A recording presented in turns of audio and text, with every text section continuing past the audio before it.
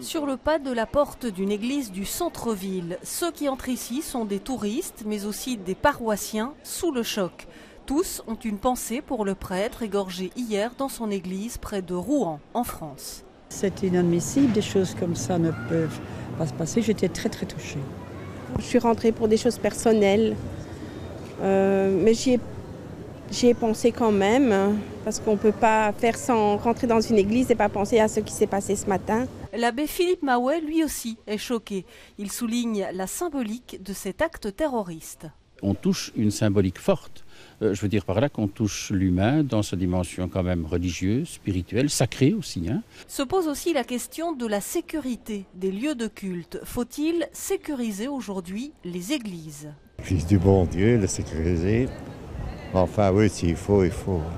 Les églises ont toujours été dans une tradition multiséculaire, un lieu de refuge. Et aujourd'hui, l'église devient le lieu où on vient attaquer, où on provoque la mort. Pour les hommes d'église que nous avons pu joindre, pas question de prendre des mesures radicales, pas non plus de directives particulières du côté de l'église de Belgique. Il faut avoir toute la prudence et toute la responsabilité, mais garder confiance, je crois. Nous sommes restés au niveau d'alerte 3 sur une échelle de 4.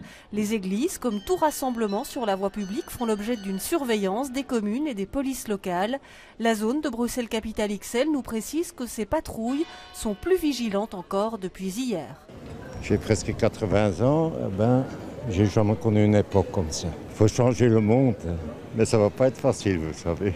Aujourd'hui, la religion catholique, comme toutes les autres, ceux qui croient ou pas, sont d'accord pour dire que la vie doit l'emporter. Le mal a souvent l'avant-dernier mot, mais pas le dernier mot. Et en termes chrétiens, c'est un peu le chemin de la résurrection. Le prix à payer est lourd, mais l'espérance, elle est là.